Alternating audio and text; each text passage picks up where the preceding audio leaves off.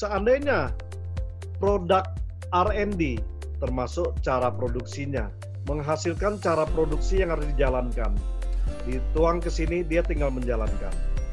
Produk quality-nya juga sesuai ini. Dia sudah menjalankan sesuai SOP-nya. Dan ternyata sama sekali tidak crunchy sesuai dengan label dibungkusnya. Dia brittle, bahkan kalau gigi goyang bisa patah itu. Gigi yang rapuh bisa patah. Keras. Dia akan melanjutkan produksi nggak? Enggak, karena area coverage sudah dikelanggung oleh dia. Jadi di sini bergandeng ya. Saya harus menjanjikan apa yang menjadi spek yang ada di internet ataupun yang ada di bungkusnya, packagingnya. Ketika saya sudah sesuaikan dan tidak bisa seperti itu akan merusak area coverage saya. Sehingga saya akan berbicara dengan ini kok nggak jadinya gini ya, nggak sama seperti belakang. Gimana tuh? Jadi kerjasamanya, isi-mengisinya jadi hidup. Jadi seperti itulah secara strategik ini dipadu padan supaya dia saling nyangkut, saling tergantung dan saling ketergantungan. Sehingga kerjasamanya akan erat. Sebab satu tim yang dibangun tanpa ketergantungan itu akan rapuh. Tapi kalau ketergantungannya kuat, dia akan menjadi tim yang kuat. Kalau ketergantungannya mutlak, timnya akan menjadi kuat secara mutlak.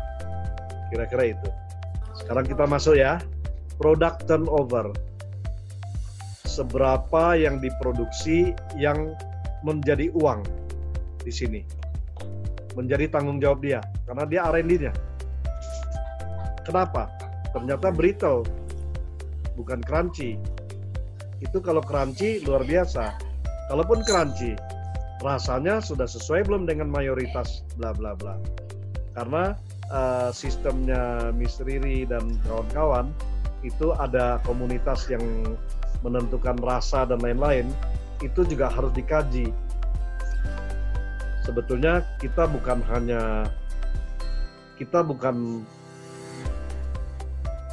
utamanya meniru, bukan mengedukasi pasar. Kecuali memang selera pasar itu ada, produk yang masuk belum ada.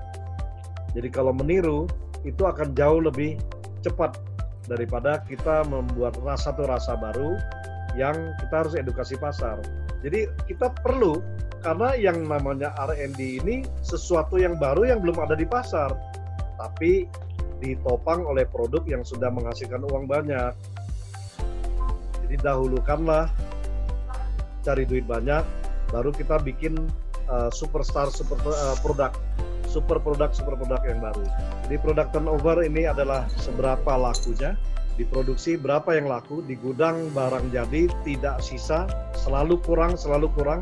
Product turnover 100%, diproduksi 100 habis.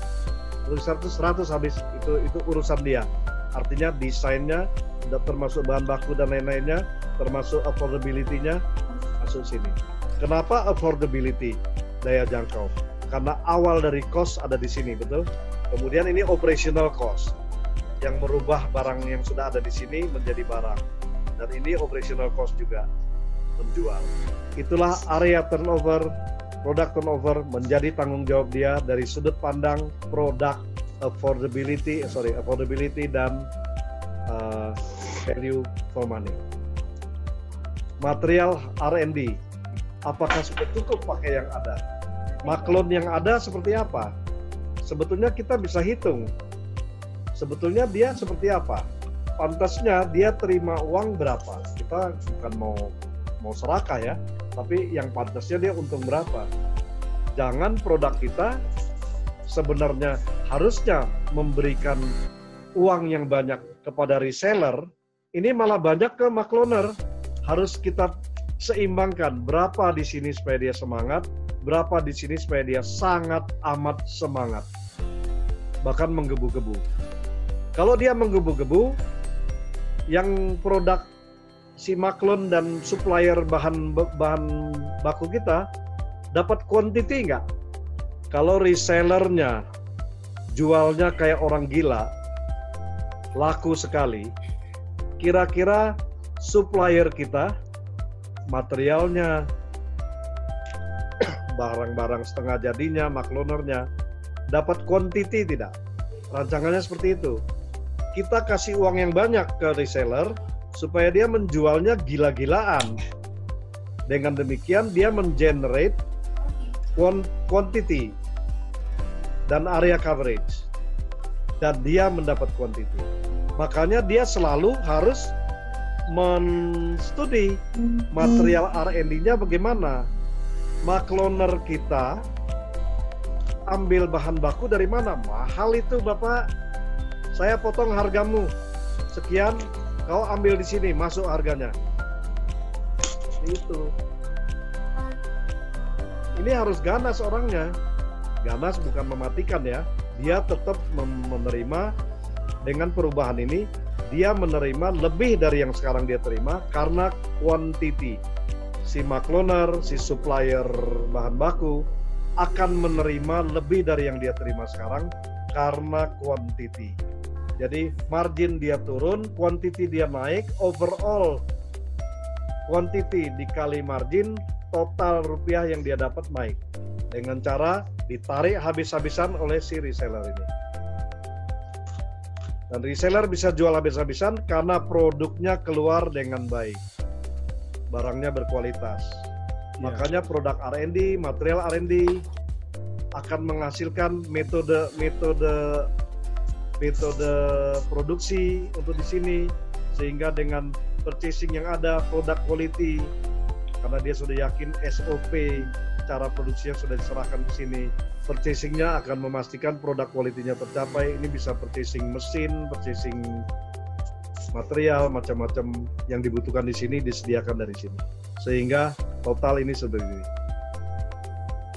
Dan satu lagi terakhir, produk cost leader dan brand leader. Jadi ambisinya dia harus menjadikan produk kita cost leader dan brand leader. Jadi di pasar, barang yang serupa, yang mirip-mirip, yang substitusi, itu lebih mahal dari kita punya.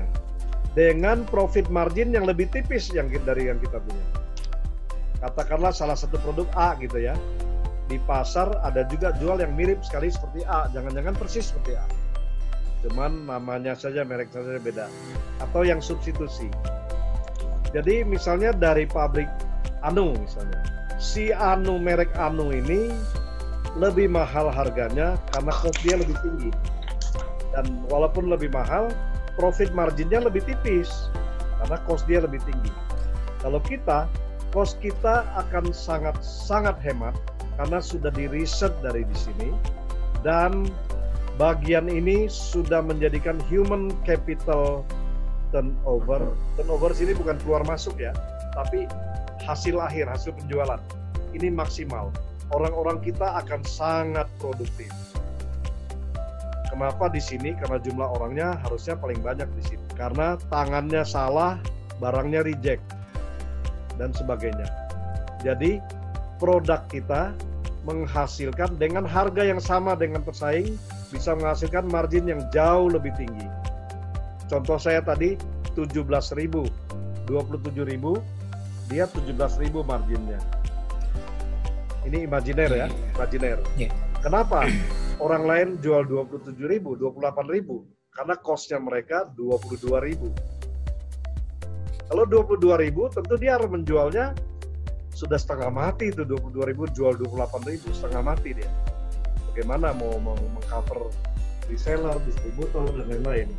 Sedangkan kita masih longgar sekali. Kalau brand leader, tentu lebih paham ya. Sehingga di antara brand, kalau mau cari barang itu ya merek kuning kita. Tidak ada lagi lain. Kita bisa jadi leader karena barangnya begitu rumit, yang orang lain berproduksi akan harganya tinggi, kita dengan harga, dengan cost produksi yang sangat rendah, kualitas barang yang segitu, akan membuat brand kita dikenal karena affordable, karena maximum value for money, konsisten, menjadi brand leader. Cost leader membuat margin kita besar. Di sini kita takar dia. Bisnis ya begitu, jangan kasih dia lebih banyak uang dari kita dapat. Lagi? Kita takar dia, maklonar, supplier kita takar dia. Jangan dia menakar kita. Menakar tahu ya, membatasi. Iya. Jatahin kita, jangan kita yang bergerak kok. Kita yang bergerak ya harusnya kita yang mendapat maksimal. Dia mendapat dari quantity dan quality. Ada penaltinya kalau kualitinya jelek, ada potongannya. Bisa kita tinggalkan bagian ini?